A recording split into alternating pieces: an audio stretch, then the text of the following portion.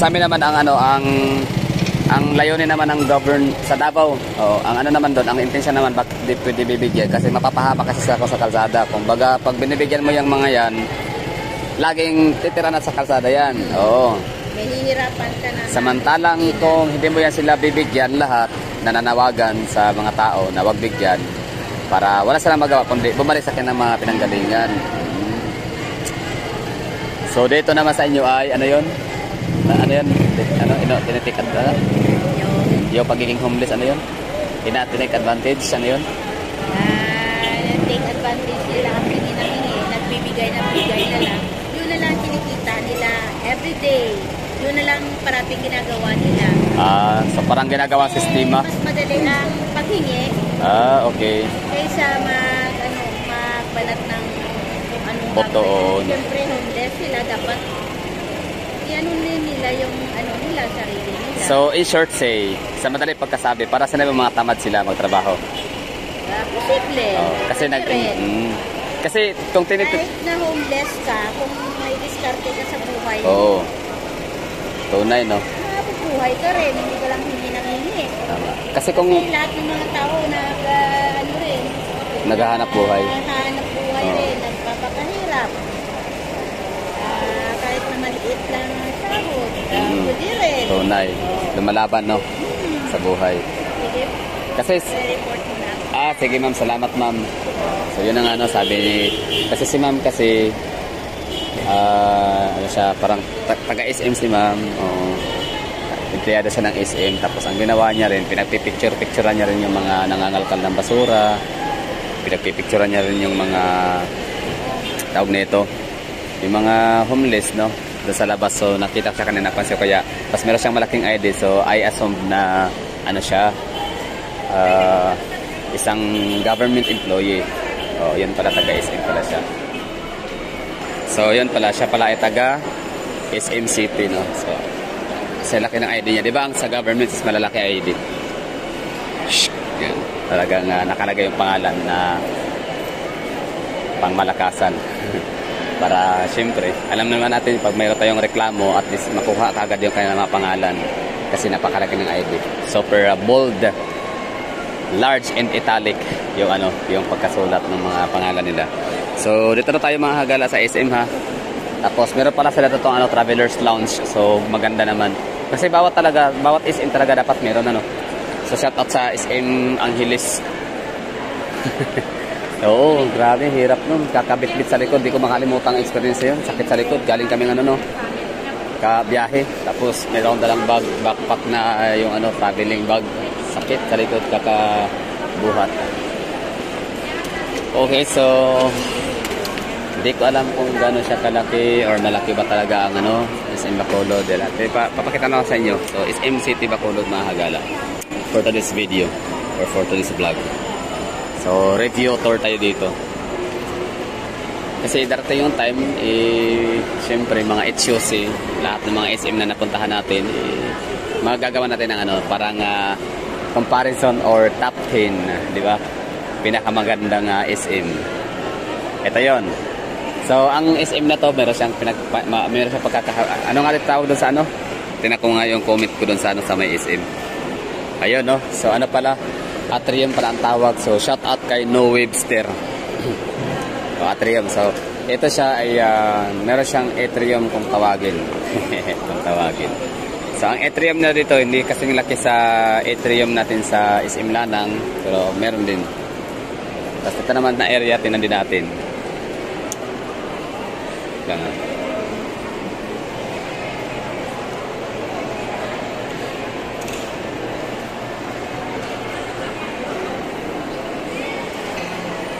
Atrium. Yan lang yung atrium nila doon na area. Diba yun ang ibig sabihin ng atrium, yung walang gaya nito, di ba? Sana kung wala tong gitna, yung may nakalagay dyan na banmi. So atrium pa rin talaga sana tawag, di ba? So ang atrium sa Davao, siya na yata ang may pinakamalaking atrium ng SM. So hindi tipid sa spasyo, no? Si SM Lanang sa Davao. So ito naman, okay lang, no? SM lang siya, like itong kanyang kulay, yan, purple, white. Hawig naman siya sa estilo ng SM Uptown. Hawig lang ha. Pero mas gusto ko yung ano, mas maganda pa rin yung sa SM Uptown. Sa CDO.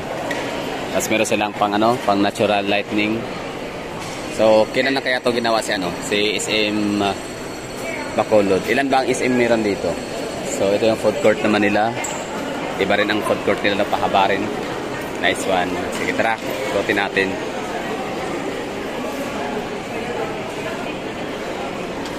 Tapos habang iikutin natin to, hanapin natin yung SM Bacolod Wikipedia para malaman natin, no? Kung kailan siya nagsimula. Meron silang ano, tipid sila sa ilaw kasi mayroong natural lightning. Which is very good, no? Diskarte yan para makatipid sa kuryente. Saka iba talaga ang ano, liwanag galing sa ano, sa kay Haring Araw. Saka pansin ko, no, parang mas ano, mas malalakas boses ng mga taga-Bacolod kumpara sa Iloilo. Para sila Ilonggo, para sa salita, pero parang mas ano sila dito, mas loud. Mas loudly sila makipag-usap. Loud and clear ang voice. Sa Iloilo naman is ano lang, clear lang, no? Hindi loud. Kaya parang iisipin ko na parang mas matapang ang mga taga-Bacolod kumpara sa Iloilo. Parang handang parang walang atras ang laban. Away, sagutan, komprotahan, kung ano-ano pa man. Basta matatapang, magagaling. No? Sa Iloilo parang ano lang, chill lang ang mga tao doon.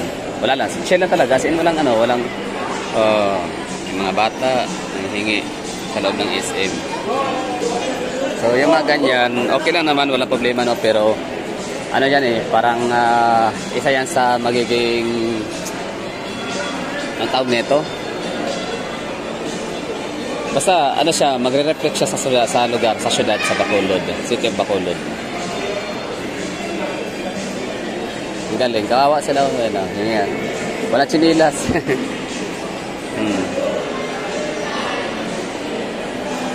Okay. So wait lang ha, saan natin nagsimula kanina doon? Ayun, tumakbo na sila kasi ano, may gwardiya. Pinalabas sila. Sa ano naman, SM Fairview, ganun din, marami ding mga batang hamog mapapasok sa loob para manghingi ng ano, mga pagkain, pera. Pero yung pinapalabas nga ng ano, mga gwardiya. So doon tayo nagsimula, umakyat doon na atrium. Tapos ikot tayo dito. Hindi tayo pumunta doon na area, no. Tapos meron pa tayo nakita ulit dito na pwedeng puntahan. Yan, no. Punta doon, ano kaya meron dyan. So tara, tingnan natin. So yun, balikan natin yung ano, Bacolod and Iloilo. So yun na, parang di hamak na mas matatapang or parang natatakot awayin ang mga taga-Bacolod. Feeling ko lang, no, parang hindi ka talaga atrasan kahit ilang inches yan, di ba? Talaga, hindi sila atras sa laban. So matatapang yun, no. Sa Iloilo naman, chill lang sila doon. Relax lang, komportable. Ibig ko sabihin, basta ano lang, chill. Super chill ang ano, mga taga Iloilo. Naglalakad na parang wala lang, no? Basta as in, ano lang, komportable. Basta wala kang mararamdamang ano doon, pressure. So kaya yun ang ano, yun na yung rason bakit livable city ang Iloilo City.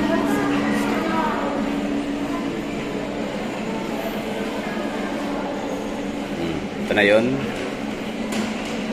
Ang labas. Cinema, The Marvels na walang kwenta para sa akin, sayang lang pera ko. The Hunger Games, pwede. Maganda yan, bago. Trolls 3, pwede rin yan, Ma'am Ship. Pero hindi naman ako, Ma'am Ship yan, si Milay, no? Support natin yan. Okay. SM City Bacolod is a super mall located along Rizal Street, reclamation area. O sabi ko na nga ba, di ba? Reclamation na talaga siya. Kasi nasa gilid ng dagat. Na para talaga siyang simuwa. So tama talaga ako na ano sa aking sabi kanina na reclamation si SM Bacolod. Reclamation area. SM City Bacolod is the 29th. So, ang tagal na, no? Bago lang pala siya. SM City Bacolod is the 29th super mall of SM Prime Holdings. The first SM super mall in Negros Island region and the third in the Visayas. So, first sinabaon ng SM. Hindi natin sa supermarket. Kasi ano yun, 1985 yun. Hindi naman siya super malls. So, number 1 siguro si 1993 si Cebu. SM Cebu. Tapos, SM Mandurriao sa may Iloilo. Tapos ito pangatlo si SM Bacolod. Third in the Visayas. It opened on March 2007. Bagong-bago. And currently has a total land area of ganito. Yun na. Okay na yun. So, yun lang gusto ko malaman. No? Kaya sa nag-opened. So, 2007. Tapos, reclamation area siya. Tapos, siya yung pinakauna dito sa Negros. And, yun. Ewan ko kung meron na bang ibang SM dito sa Negros. Meron na siguro sa Dumaguete, no? Yan lang. No sugar added. Okay, so ito yung lugar dito. Para siyang para siyang walkway din. Covered walkway. Papuntang kabila na SM. So ano kayo meron sa kabilang SM? Tingnan natin. Kasi dito sa pinasukan natin doon sa loob ay mga pagkainan. Di ba na mapuputi mga tagay Bacolod. Kasi smiling. Oo, pag bumingiti talaga sila, pag nag-smile talaga. So, dito na area ay cinema na to, no? Yan, cinema. Cinema. So, ang cinema nila ay ground floor. Ang galing. First time ko makakita ng sinihan na ang kanilang cinema area ay nasa ground floor area or ground floor level. Sa kabila, meron? Tingnan natin. Oh, hawig nga siya, no? Estilo niya. Ang kanyang design style is parang SM Uptown CDO.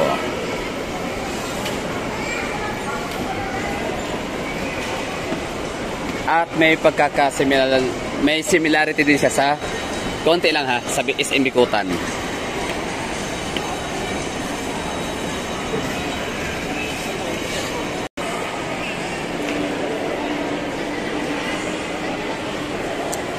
Marlins pasalubong. So ito yung parang mga specialty, no, lutong Bacolod. So ito alam ko to, banana cake na parang muffins. Anong tawag nito, ma'am? Tama, banana cake. Di pwede manghula. Di pwede manghula, tapos pag mahulaan libre. Banana cake. Magkano banana cake? Para masarap siya. 165. Ito ano to? Buko pie, okay. 60 pesos. 260. Sorry. Ang slice 35. So speaking of buko pie, may makapuno o buko yung strand talaga. So pag sinabing buko pie, scam yung sa sa Laguna at sa Tagaytay. Kung kayo maniwala, hindi masarap yun. Mas masarap yung buko pie namin sa Davao. Oo. Kasi dati naki-MJS, Corina Sanchez yung buko pie ng ng Laguna, makapuno. Tapos nung titikman ko, hindi naman pala. Wala lang. Asoka lang siya, tsaka buko na matigas. Tapos harina. Samantalang yung buko pie namin sa Davao, nga pala, sino bang gustong gusto nyo ba magpapag-giveaway ako ng mga ganun na lang, buko pie? Gusto nyo?